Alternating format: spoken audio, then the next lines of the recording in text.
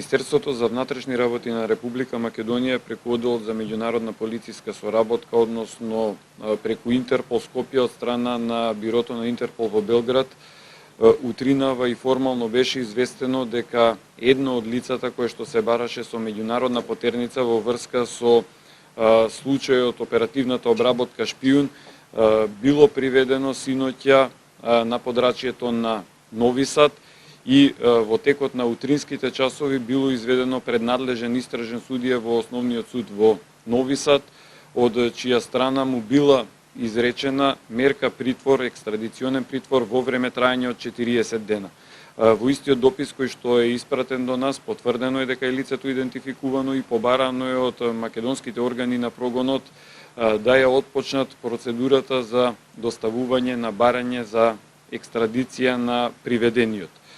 Согласно процедурите, Министерството за внатрешни работи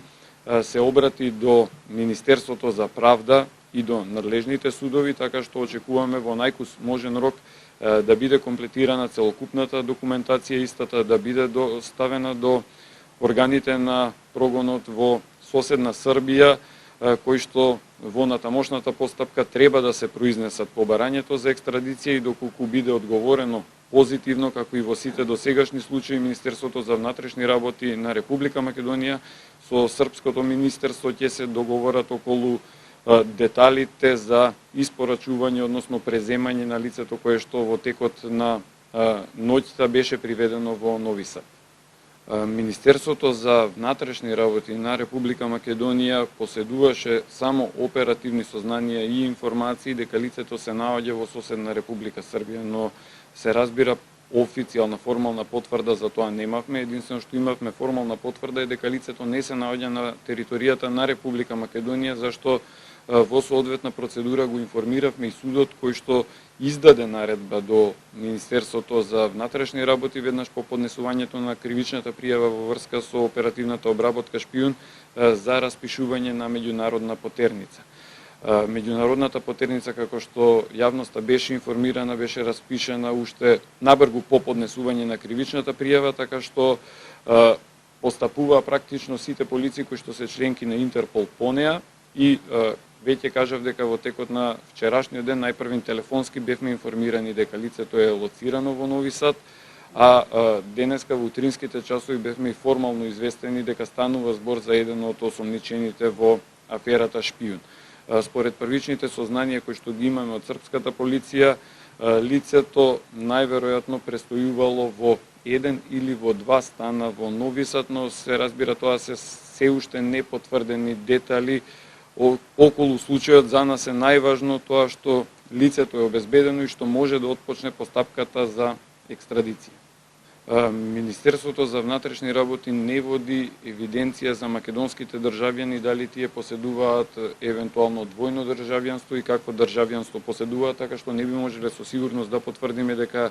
лицето нема некакво друго државјанство освен македонското. Тоа што можеме да го потврдиме е дека е со сигурност македонски државјанин и ние по таа основа го бараме. Инаку осомничениот беше опфатен со кривичната пријава во врска со оперативната обработка Шпиун поради основано сомнение дека сторил повеќе кривични дела како злосторничко здружување по член 394 став 2, понатаму шпиунажа по член 316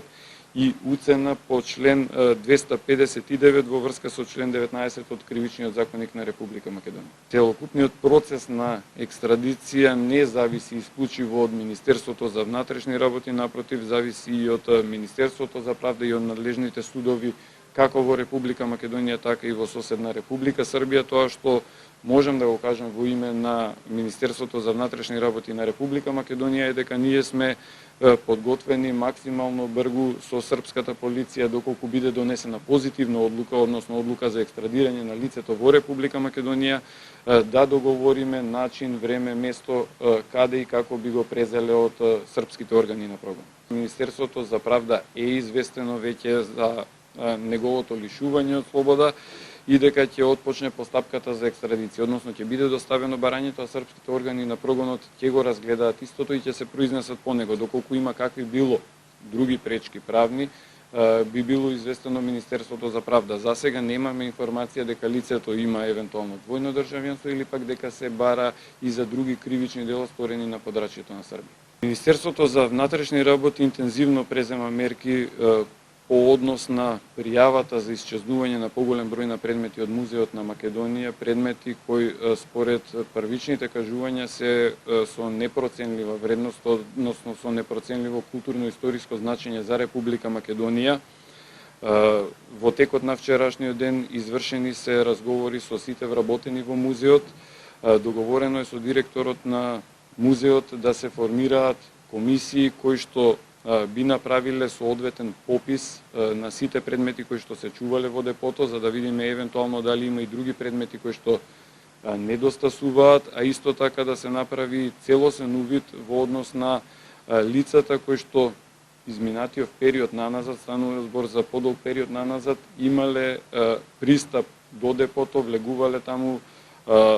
подигале одредени предмети и вршеле практично увид и работеле со предметите кои што се чуваат во депото. Оставен е одреден рок со оглед на тоа што им било потребно дополнително време на вработените и на директорот да ги формираат потребните комисии и до вторник да се обидат да не известат повратно со детална информација околу наводите кои што ни се неопходни за натамошно водење на истрагата. Од тоа што можеме досега да го кажеме, тоа што е првично пријавено, станува збор за 60 на предмети кои што недостасуваат во збирките кои што ги дозложеле два кустоси. Предметите главно потекнуваат од ископување во стоби и во исар марвинци. Предметите се едните потекнуваат, да речеме, некои предмети потекнуваат од 4. век, други предмети се после 4. век. Станува збореве за дел од предметите се менѓуши, прстени, односно чифт обетки, прстени, понатаму има копчиња и ред други предмети кои што се пронаоѓани на овие локалитети. Значи станува збор за предмети од античкиот период, од римскиот период, но ќе повторам, договорено е да се формираат комисии, да бидеме детално известени за се она што недостасува во музеот, да имаме целосен увид на лицата кои што имале пристап до депото, евентуално дали некои од овие предмети се пронајдени во некои други кутии каде што се ги чувале вработените, пошто ќе знаеме во која насока би ја насочиле истрагата која што ја отпочна Министерството за внатрешни работи. Министерството за внатрешни работи и од добиената пријава од вработените, која што беше завчера доставена до полицијата, не може точно да утврди во моментов кога се случило кривичното дело, односно кога исчезнале предметите за кои се тврди во моментов дека се исчезнати. Дали и колку се прекршени правилниците, односно процедурите на работењето, дополнително ќе се утврдува во истражната постапка, односно во истрагата која што ќе ја води Министерството за внатрешни работи, но се разбира дека нас не интересира кривичниот дел, а пред се примарен интерес е доколку може да бидат пронајдени предметите кои што се од непроценливо културно-историско значење на Република Македонија. Очекуваме и засега имаме добра соработка со одговорните во музеот, очекуваме таа да продолжи во иднина и случајот целосно да биде расчистен и доколку се утврди нечија кривична одговорност, се разбира дека истиот ќе биде изнесен пред лицето на правда. Министерството за внатрешни работи ќе ги провери сите детали околу пријавата за исчезнувањето на предметите, како што веќе кажав, веќе е отпочната истрагата, формирани се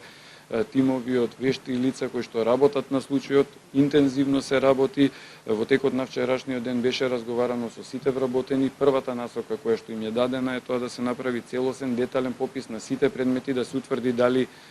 освен овие два кустоси кои што пријавуваат дека им недостасуваат предмети кои што ги должеле, дали евентуално недостасуваат предмети